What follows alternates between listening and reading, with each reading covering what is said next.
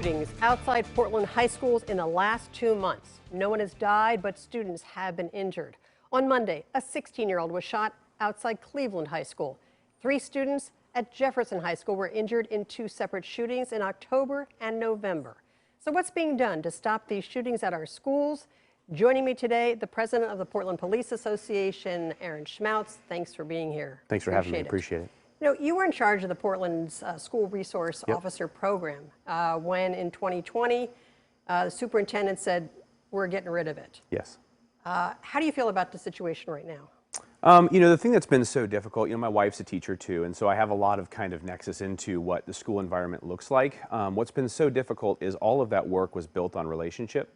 My school resource officers were actually given the Model Agency Award for the entire nation in 2019, and 9 months later they were disbanded. And so it's been very difficult to kind of see what we feared would happen, which is, you know, not only emotional safety kind of falling apart in our school environment, but also now actual safety and concerns for kids just being safe in and around their school environment. There's now discussion once again with the chief, with the school superintendent, with the mayor's office about the possibility of those school resource officers being back in some of the high schools. Yeah. But I think you've been on record saying it's not that easy. You don't just take some officers off the street and put them back in. Yeah.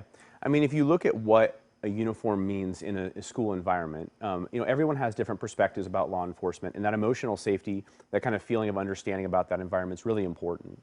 The school resource officers did a really good job building relationships with staff, with students, so that their presence in the school was understood. They were very well trained in restorative justice and other programs that helped them kind of navigate that environment.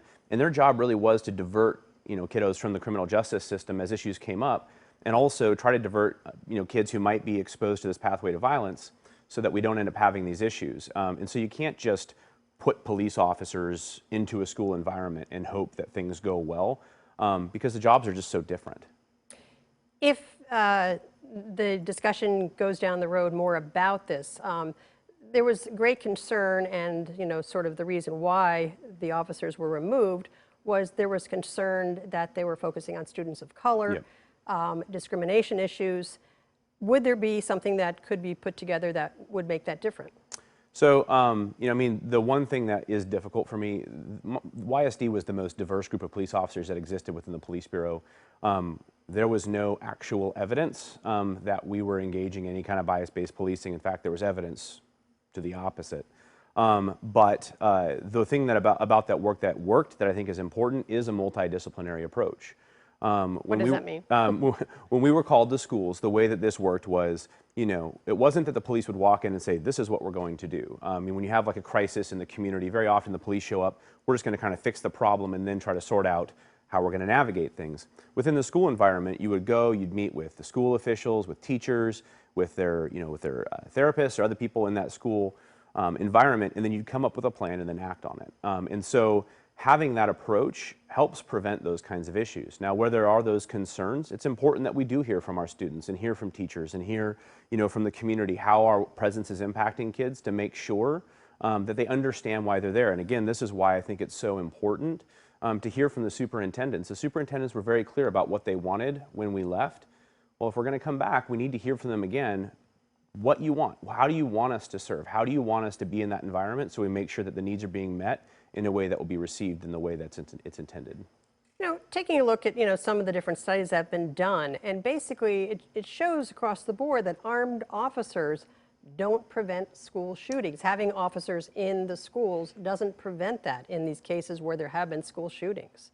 So the value of them being there is, in some people's mind, questionable as to what they're actually doing to be able to prevent that. Sure. So 2 things. First of all, when it comes to actual active threat incidents, what the data does show is that when intervention by police or by some force begins, harm begins to end. And so that kind of introduction of an opposite force is really important with those events, and that's how we train. But aside from that, school police officers aren't just there to deal with those very rare but very tragic incidents. What they are there to deal with is, you know, being a trusted adult in the environment. So if kids are being abused at home or they have some kind of active issue in their life, they have someone they can report to. You know, helping students and teachers when there's some kind of conflict, restore that situation in a way that diverts them from the criminal justice system.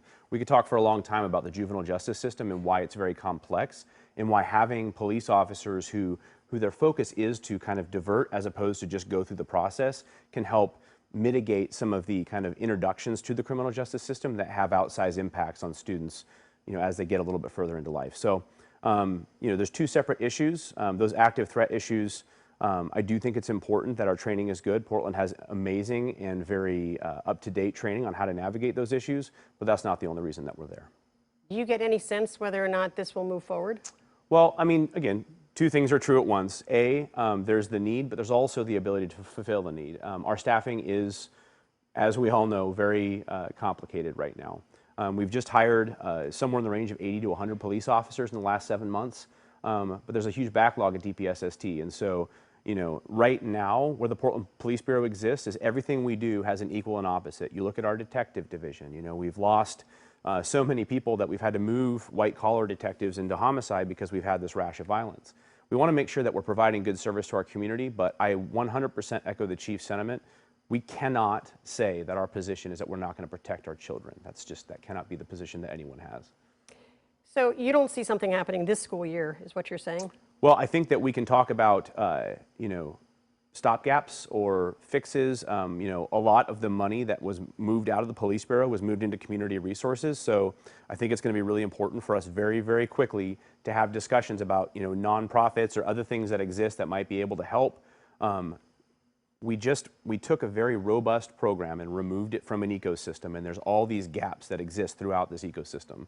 We have to look at that gap assessment. I know that PPS did one. We have to look at that gap assessment and figure out, where do the police fit, where does the community fit, and how can we best restore those solutions very quickly. But not an easy answer, that's for sure, in terms of being able to get them back in there if that's a decision that's made. Well, it's all done, again, it's so relationship based. Done poorly, all we will do is exacerbate the perceptions that exist about law enforcement in a community that already has questions about it. So we have to do it right. Thank you very much. Aaron Schmautz, President of the Portland Police Association. Thanks for joining us today. We really appreciate you coming in on this pretty timely topic. You're welcome.